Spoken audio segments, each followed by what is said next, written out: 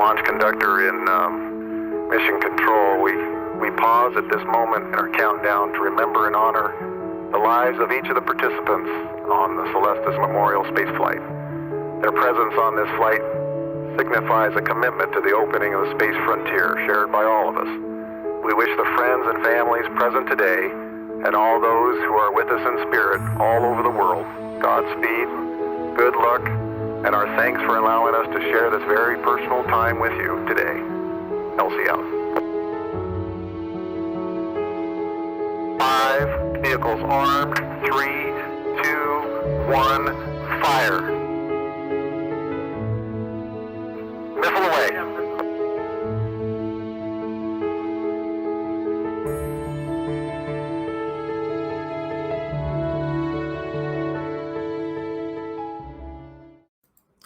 Good evening, ladies and gentlemen. My name is Mark B. Lee, and I am the Celestis ambassador for this wonderful corporation that I work with.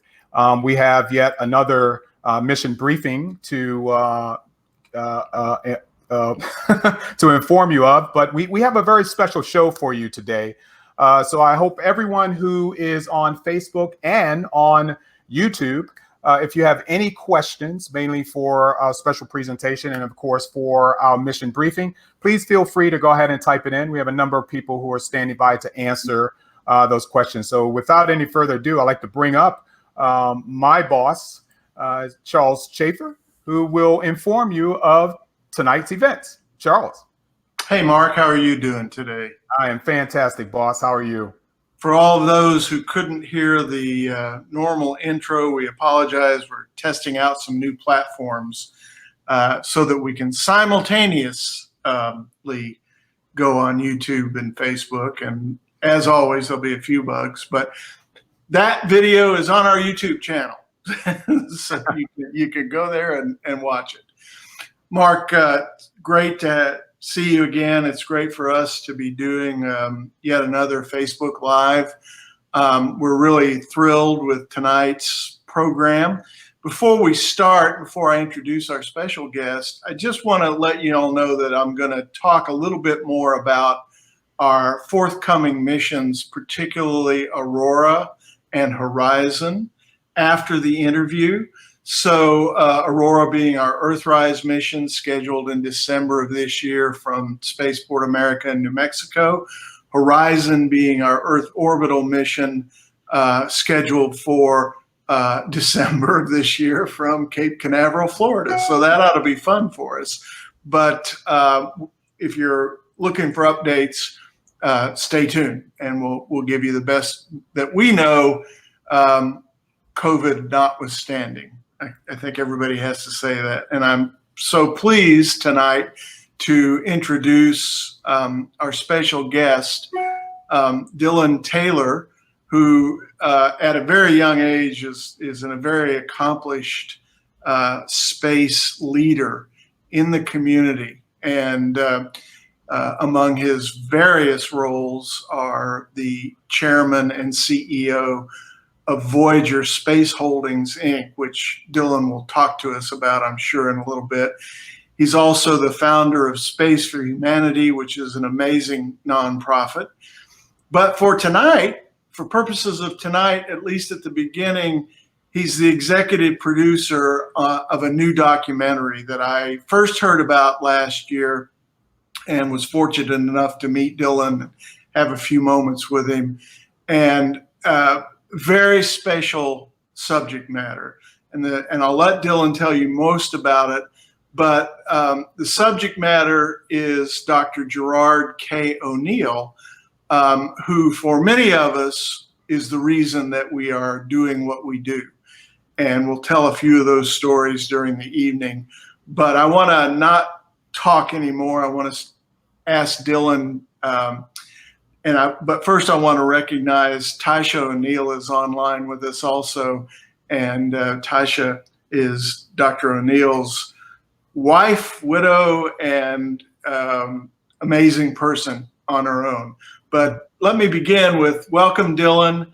Tell us what got you interested tell us a little bit about the documentary and what motivated you and brought you to the subject matter. Yeah, sure. Thanks, Charles. And thanks so much for having me here tonight. And I really appreciate what your organization does, and it serves a really important purpose in the industry. So thank you for that.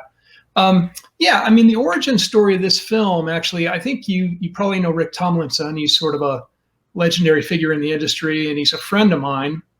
And he and I oftentimes sort of have weekend conversations, and have been for several years. And, he was explaining to me some of the lore of the industry and how certain things came about, and some of the early kind of origin stories of the industry.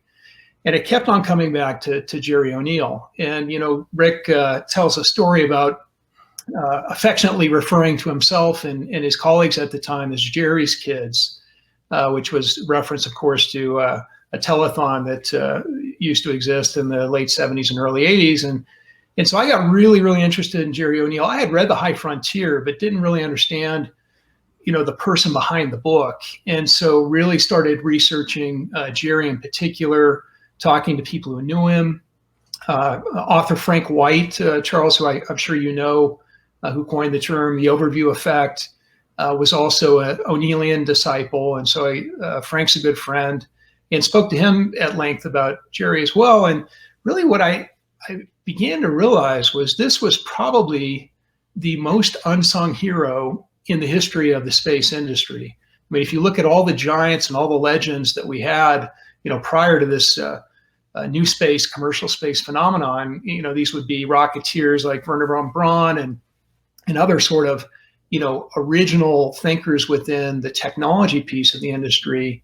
I think a lot of those are well known, but Jerry, for whatever reason, and I think it's hopefully going to be rectified with this film and other things that we're doing, is not seen by many people as really where he rightfully belongs, which is one of the key people who started this industry.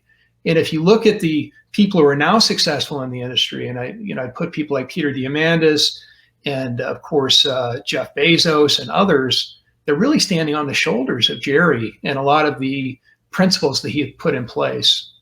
So I thought that wasn't good enough to sort of have camaraderie around Jerry and his influence among a small set. I thought that was a story that needed to be told, not only for today, but fast forward 100 years, we've settled Mars, presumably.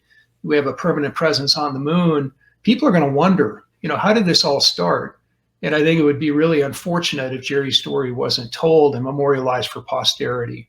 So that's how it all came about. And obviously, it's an honor for me to just provide the resources to make this film happen. And we have some great people involved in the project.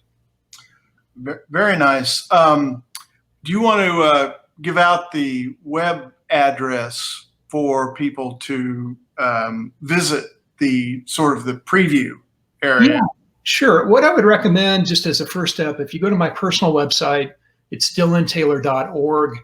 There's a link directly to the film, but there's also a link to other projects related to the film. We actually have a book coming out that's going to be a companion to the film. So I would recommend going to that portal. The actual movie link itself is GeraldKO'Neillthemovie.com. But that's on the personal website. And then there is a trailer that we did flash on the Yuri's Night this year. It's the only place that exists. I understand that was captured in YouTube. So I would recommend tracking down that Yuri's Night broadcast. We will be publishing the trailer here pretty soon. But right now we're in the process of going through things like film festival selection and other things that we need to do in order to really have a proper professional launch of the film. And so as part of that, we need to be a bit guarded with the trailer and some of the other things that are, more teasers at this point.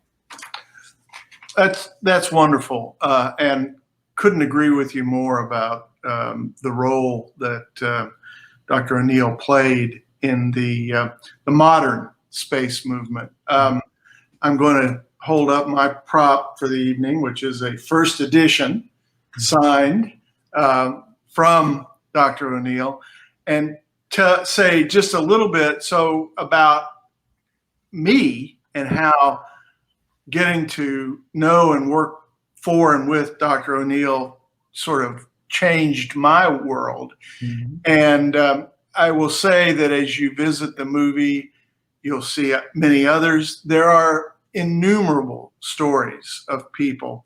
Dr. O'Neill had a way of a vision. He was truly a visionary. And it really all began with him by posing a simple question to a Princeton University freshman physics class one time, and saying, is the surface of Earth, or any planet, the proper place for an expanding technological civilization? And he asked his students that question, and the answer comes back even today.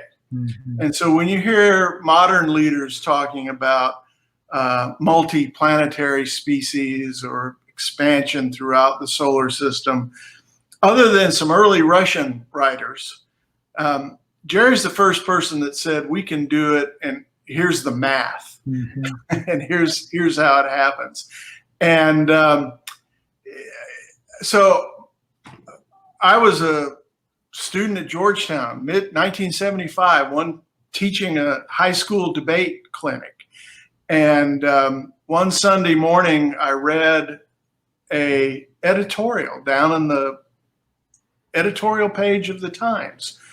And it was by Dr. O'Neill. And it was, something clicked in me, because today, as we're all sitting inside of the coronavirus and what have you, reminds me of that time. There was a very popular book called The Limits to Growth that was basically early MIT computer models that showed the world would end about now, more or less.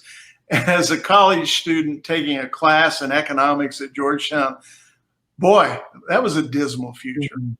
And boom, along came Jerry with an answer to 5 of the Earth's most pressing crises. Mm-hmm. It was bold. It was controversial. 60 Minutes did a piece on it where then Senator William Proxmire said, not a penny for this nutty fantasy, but an entire subculture of people who understood what he was saying arose out of that. And I'll do not what anybody wants. I won't do it, which is tell you all the Gerard O'Neill stories. But the man gave me my first job in space. He gave me a reason to not go to law school and try to do something amazingly crazy. And he introduced me to a dear friend, Dean Stephen Cheston at Georgetown, who Jerry looked to guide him through the wiles of Washington, D.C. I had some great times with him, and I'm just so happy that you found him, Dylan. And so I guess, think about, if you will, your role in today's space world, mm-hmm. and talk a little bit about that, because I see that as a very natural extension, both with your nonprofit and with your business, of what Jerry was saying and advocating. Sure. Well, I think it's a bit maybe the way some of the Jerry disciples think about it. I think, I heard Jeff Bezos speak once about the fact that he was going into commerce, basically, in order to have the resources to do space-related projects. And that's sort of, the way I've conducted my career as well, is because I do believe that you have to have commercial viability. As much as I love space, and as much as I know it's transformational for humanity, if it doesn't have economic sustainability, it's going to peter out.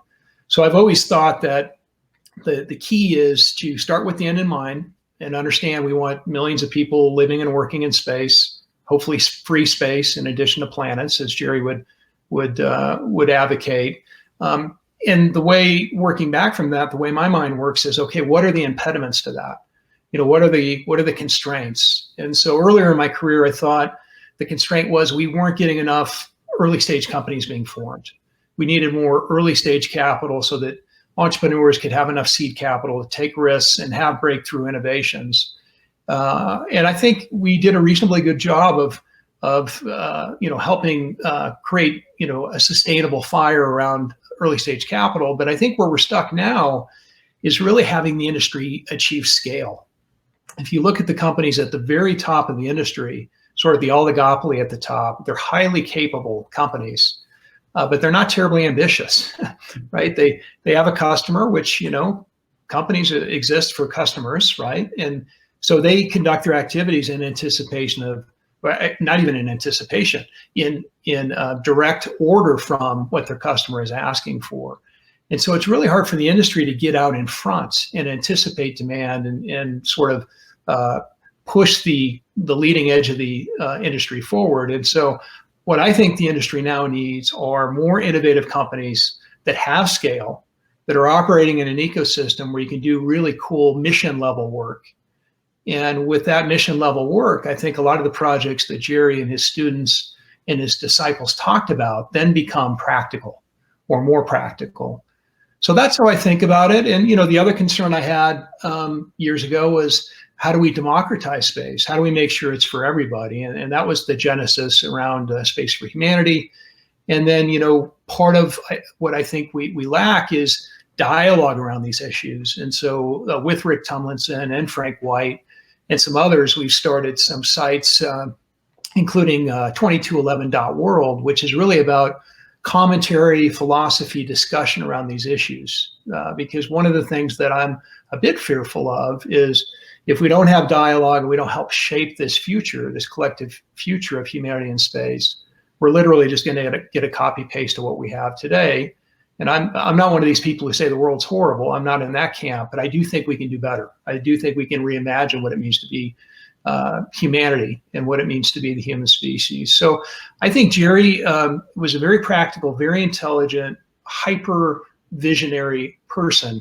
But I also think he had a pragmatic streak to him as well. And so I try to conduct myself with as much pragmatism as possible, because visionaries are great, but unless you actually put your shoulder into these projects, you're not going to go anywhere. So I try to have my foot in each camp. Neat. So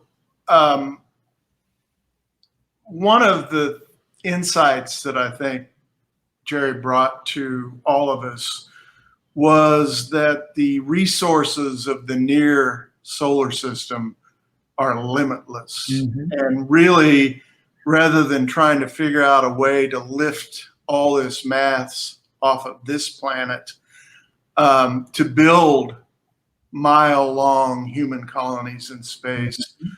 we ought to look at mining the moon and the asteroids and using innovative technologies like mass drivers mm-hmm. to first construct solar power satellites, an idea that he borrowed and acknowledged from Peter Glaser, who mm-hmm. had invented them years before.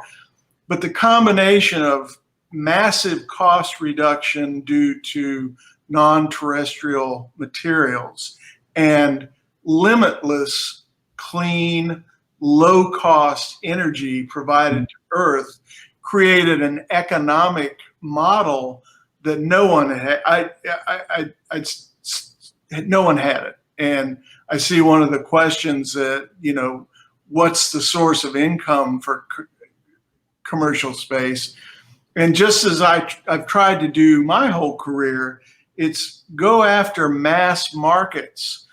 So when I started Celestis, it wasn't let's go send a few people on a tourist journey to space.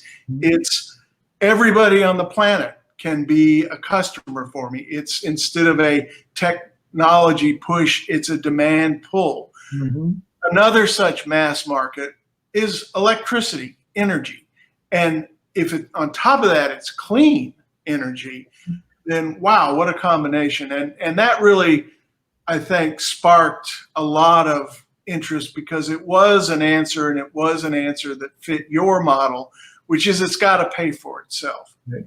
And it's got to have some fundamental economic basis. And as we all who are interested in space development look out to what are those drivers, I think to the extent that we can mass markets are the key.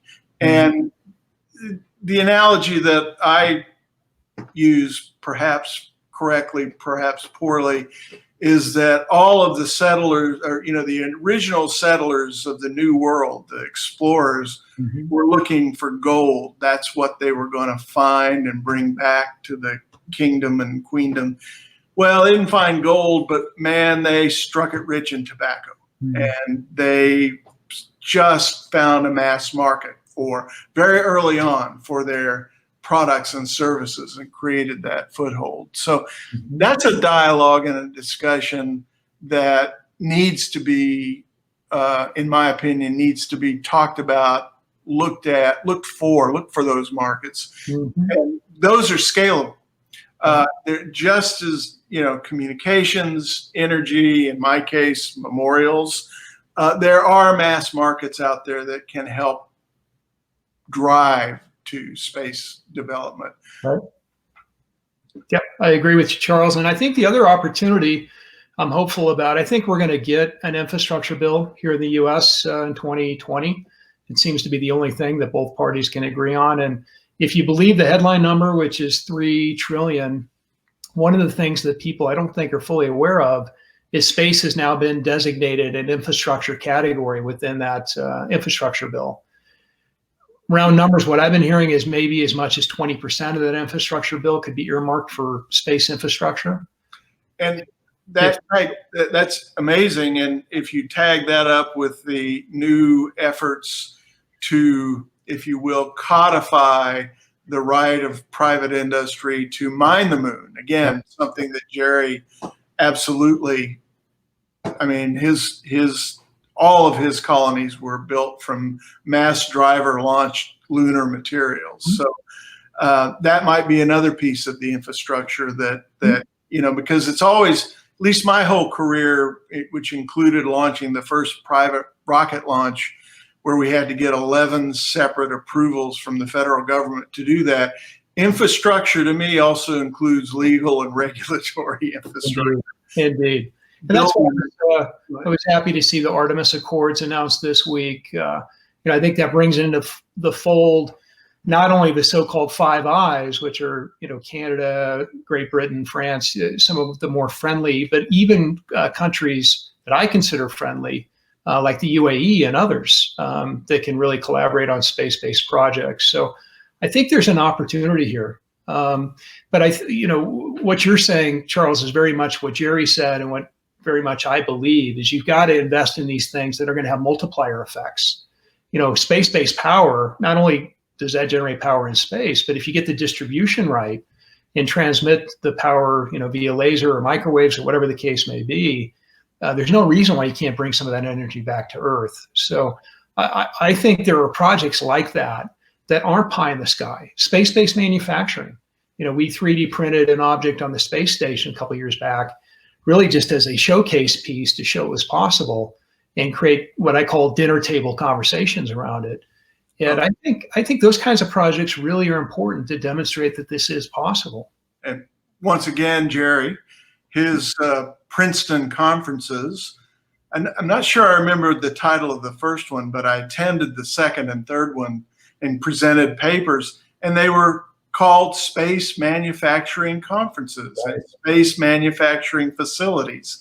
And again, that practicality, that born of physics, but also born of being, can we really do this? Mark, we've got a couple of questions. Do you want to referee some for Dylan? Hey, Dylan, I exited myself out of the conversation because it's definitely between you two, but we have some interesting questions that did pop up. Sure. Of course, this one right here from Richard. I'm old enough to remember the expression L5 in 95. 1995 was a quarter century ago. When do you think we might actually see an O'Neill space colony at L5? Well, the full-fledged O'Neillian colony at L5, the 2 mile long, I think that's still a ways out. But building infrastructure at L5, Bezos, he's an O'Neillian, right? I mean, little known story, Charles, I know you know it, but for your viewers, he referenced the high frontier in his valedictorian speech from high school.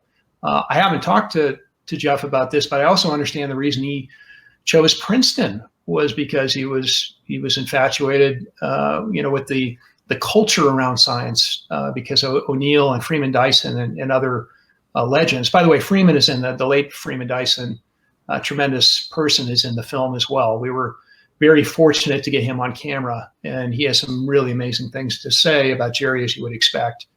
But I think those are the kinds of people. Bezos is I think today he's still the richest person on planet Earth. So if he sets his mind to it, I think we can really move the needle on some of these things.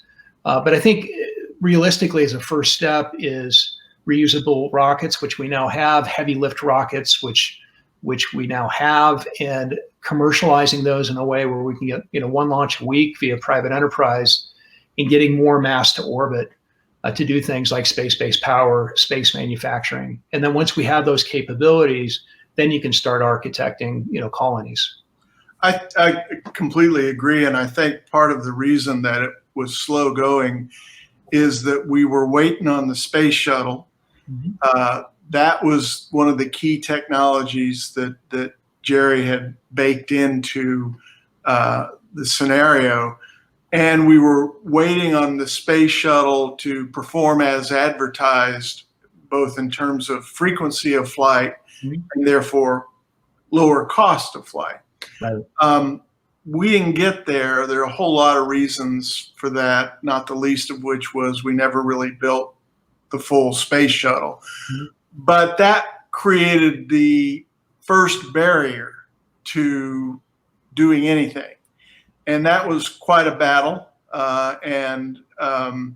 In fact, I think NASA had, it's fair to say, a mixed response to Jerry's ideas. I think there were many within NASA that saw the vision, and then they looked over at Senator Proxmire and said, how am I ever going to, and if I do something like this, then he'll kill the shuttle or something like that. And so politics, and there was, there were lots of commercial thoughts. And I see Tasha has just told us that the first conference was in '74, and those thoughts were there then of we've got to add economics to this. We've got to make sure that the economics succeed, and the absence of a working, reusable, low-cost transportation, which has really been that's been the kicker for the last at least quarter century, probably more. Right. And I think you're right. I think we're on the verge of seeing that, be it Starship or Blue Origin or any of these big honking machines that now become likely. And as a result of that, maybe we won't be all that far off from beginning to see the kinds of initial steps that Jerry laid out. Right. Indeed. I agree. Just Charles, before we get too much further on, I do want to acknowledge Tasha O'Neill, who's on and has become a dear friend. And honestly, this film would not exist without Tasha and without her amazing cooperation. I've probably, spent a couple hundred hours either via email or on the phone with her over the last couple of years. The associate producer, Will Henry, I think, is also on Facebook here. He's done an amazing job. Tasha and Will have gotten to know each other well. So I just really want to acknowledge Tasha and her role in this film. And, the film is amazing. We have footage in there, Charles, that I don't think any of the Jerry's kids have ever seen before. Certainly not in one film. And so I think some of the footage is going to be shocking. Some of the stuff we have in the book, which we couldn't put in the film, is stuff that literally no one's ever seen before, except for maybe Tasha. So it's really, I think, it's a labor of love, and Tasha has been an amazing partner on this, as has Will Henry, associate producer, who's an award-winning filmmaker and has done an amazing job. So I just wanted to acknowledge them before we got too much further in. Absolutely. Excellent. Mark, why don't you pull up Mr. Gordon's question? Yes, I just saw it. Yeah, let's get ready for this one here. Okay. Hey, Dylan, how do you address the critique of O'Neill's orbital colonies taking vastly more money and materials to build than simply hollowing out or coring out asteroids themselves and then mass driving them over to L5, etc.? As well, how do you see overcoming the obstacles to orbital solar energy from entrenched fossil fuel and Earth-based nuclear? And I am exhausted.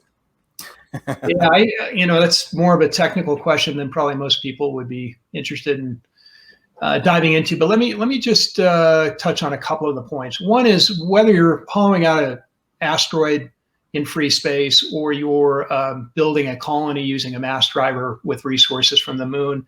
To me, that's more of a moot point. It's manipulating, mass in orbit. The key critical idea that Jerry had, which is the correct idea, is that you should build infrastructure in free space. Absolutely. Whether it's an asteroid or a mass driver. Yeah. Sorry for interrupting. I couldn't agree more. Raging agreement.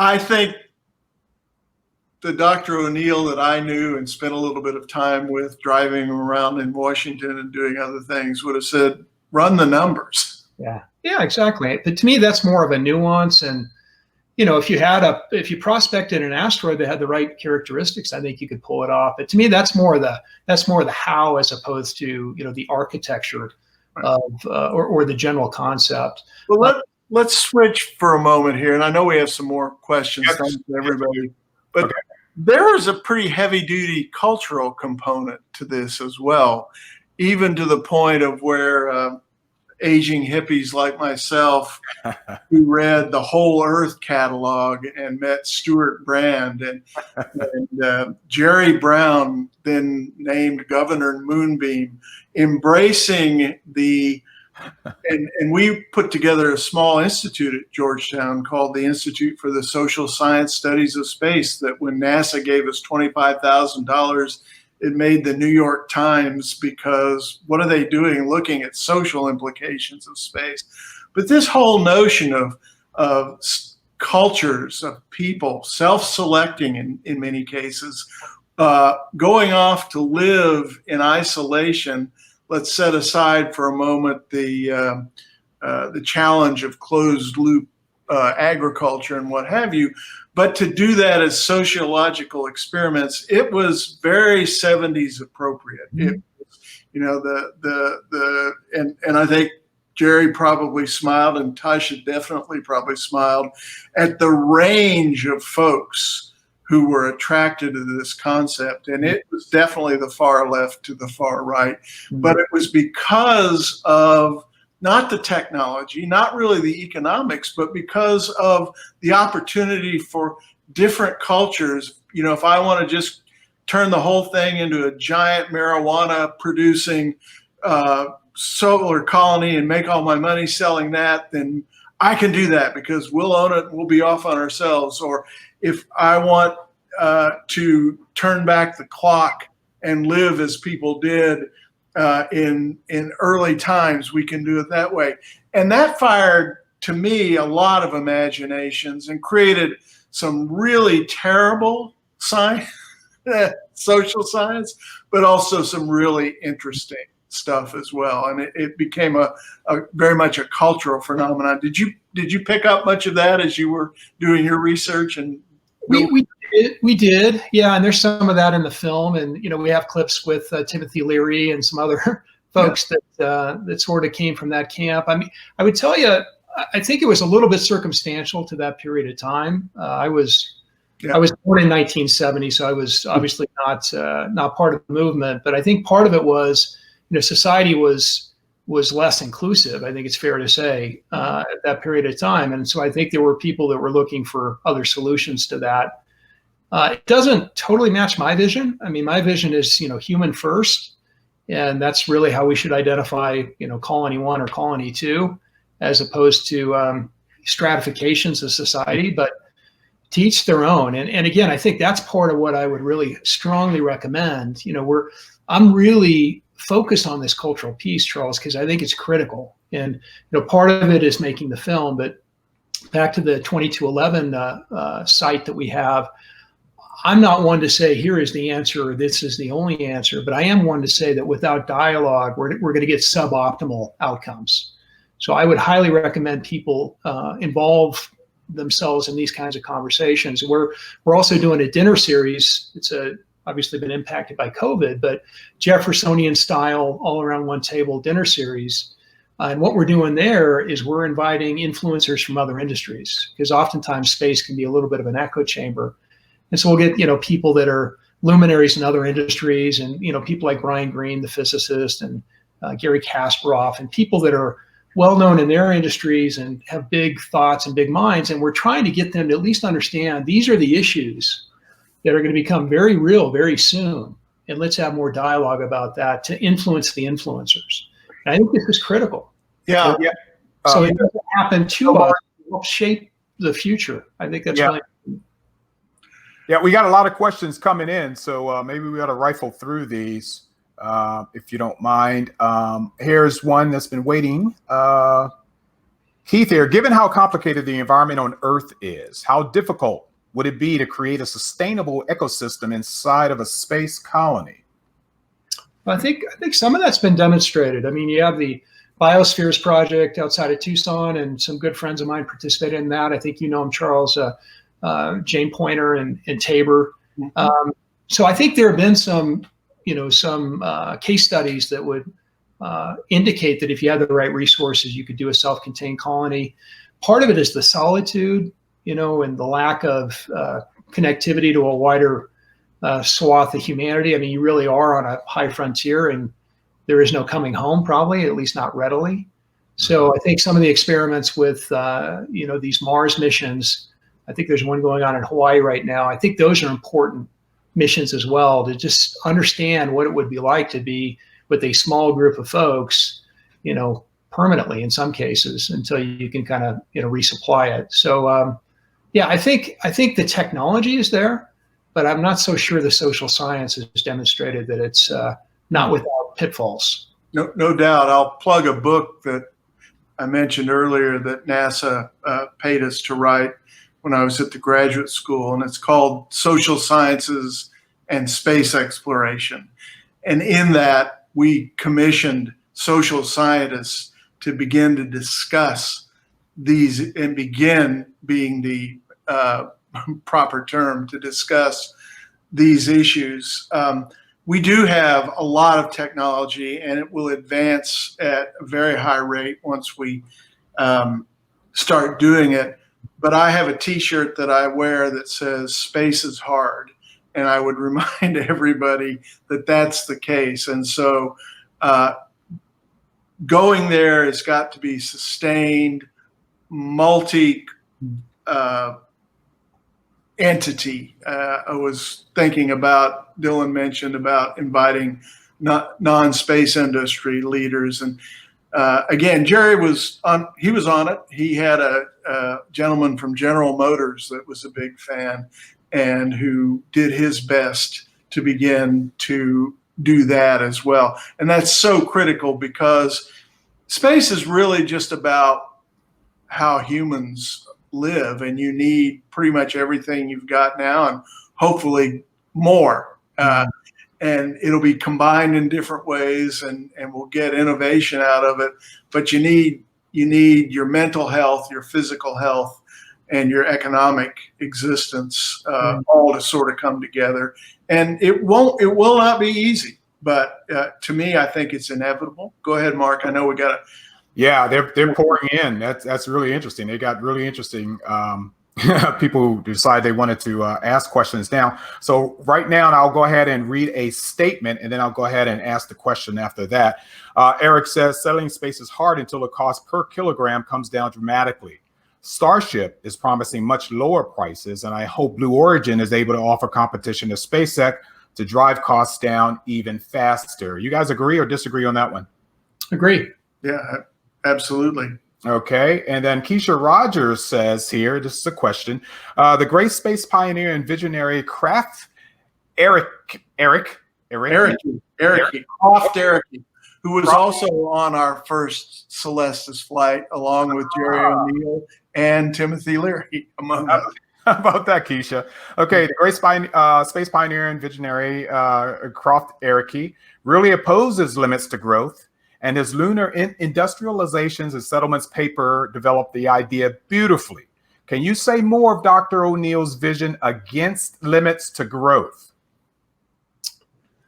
You know, Charles, you're probably better to answer that. I mean, I think it was more sustainable growth, as I understood Jerry's point of view. So I don't. Is that limits to growth? Yeah, I suppose it is. It's not growth without any governors whatsoever. But I don't think Jerry was anti-growth. I think he was saying it had to be sustainable. He was very succinct on the subject on a couple of occasions, and if I can remember correctly, it stuck with me for many years, which was that humanity faced a simple choice going forward: organize scarcity or create wealth. And that's, I think, at the bottom and throughout his vision and his life, he was a wealth creator. He was very much of a non-zero sum space development type person. And that's, again, as I go back and say what motivated me, that vision, a hopeful future. I think that also they called it an open door on a closed world. Those kinds of opportunities. And when I riff on it, one of the things that I always point out is that the New World was not settled for the most part by the folks in Europe who had a comfortable life at the time and were high up in the community. It was debtors and, you know, the lowest of the low and scum who came here and built the New World. I don't know why space will ultimately be any different, other than there's a higher bar to entry. You got to figure out a way to get there. But for the folks that are looking for unlimited futures and don't have that opportunity now, I think you'll see them volunteering if there are jobs to be had going to orbit and beyond. Okay, we got here a statement, then I'll go to a question. Carol says here that Rick Tumlinson once said in a speech, "In my space colony, no one will ever get to, no one will have to eat asparagus. If you don't like it, build your own." That's still the simplest exposition of how space colonies could ultimately encourage human freedom. I guess so, as long as you don't bring peas. Sounds like a Tomlinson speech. Rick's a good friend. He's a great provocateur. I love Rick. It's one of my favorites. Excellent, and here's a pretty long one here, but maybe I can shrunk. I remember back in 2001 when Mobile Suit Gundam came over, a favorite show of mine as a kid. About that time, I remember seeing a bit of concept art in a book that resembled the space colonies in MSG. The original series and its side stories and such drew heavily from the High Frontier for its setting, with the clusters of the colonies at the L points and cities on the moon. The conflict in this story revolving around independence of the cluster at the L2 point. Anyway, as far as I know, no ATT, which I don't get, ATTE. That was more of a statement than anything. Well, you know, it's provocative and it's great to hear. I guess, well, we don't want to hold Dylan hostage longer than required.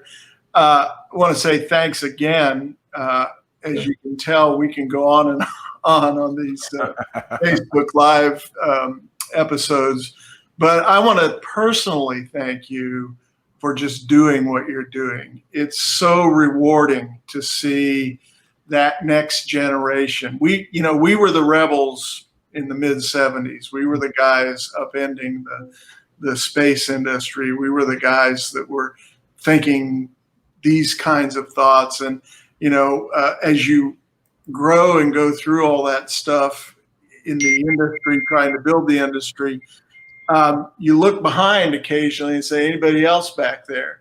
And you, as much as anyone I know, are really helping to create that legacy, and to you're putting your most important resource, which is you, behind this movement. And on behalf of, Celestis is very much a forward-looking enterprise. certainly it's about memorializing one's life. Mhm. But when we started it, it was all, but by the way, we're creating new markets for space commerce. We're turning something that's normally a really sad time into joy. And if you ever have an opportunity to come to our launch, my statement is, you don't go to any funerals with this much high-fiving and cheering going on. Right. Agreed. And so carry on, sir, and let us know how we can assist you, and can't wait for your next project. So thank you for joining us. Yeah. Thank you so much. Really appreciate it. Dylan, thank you so much for being around. My pleasure. Thank you. And Tasha, thank you for joining us online. It's definitely an honor to know you, and I think I still have a few notes from you, including the one you wrote when you sent Jerry's ashes to us. And it was a great flight, the Founders Flight in 1997. 22 folks, including, as I've mentioned, Dr. O'Neill, Dr. Araki, Gene Roddenberry, the creator of Star Trek, 60s icon Timothy Leary, and about 18 other folks who just found us one way or the other as we flew from the Canary Islands into orbit. And with that, I will segue into an update on Celestis. But thanks, Dylan. Thanks, Tasha. Mark, as always, appreciate it. Dylan, talk to you soon. So we have been tracking with our Aurora flight folks, which is our suborbital Earthrise mission, and with our Horizon launch folks. If you are someone that we communicate with about these missions, you should have received an email in the last week. If you didn't, reach out to us at launchteam@celestis.com and we'll resend it. We may resend it anyway if we see you didn't open it, but that is the latest that we know, including the now mandatory COVID weasel words, which is, we don't know what's happening, no one else does. But as of tonight, we are still on schedule for both flights in December. We will obviously let people know everything we know when we know it. For those of you that are thinking about, well, maybe I'd like to be on the next Celestis mission, which will be the 16th and 17th of our existence, I like to say, and it's true, that we at Celestis have put more people in space than all the governments of the world combined. I just have to include that term symbolically. But for everyone else, they know Dad has gone to space when they're standing there at the launch pad. So if you're looking to join that mission with a loved one, we'll be closing those missions out sometime this summer. So there's still time to contact us. We also have missions scheduled for next year. And then in 2022, it's going to be a very full plate as we fly to the moon and to deep space. So we're here. We're not going anywhere. We've been here since 1994 when we were founded. And we, all those times, have never not done a launch. But we've also always tried to provide people with the knowledge that as a secondary payload, we fly when we're told.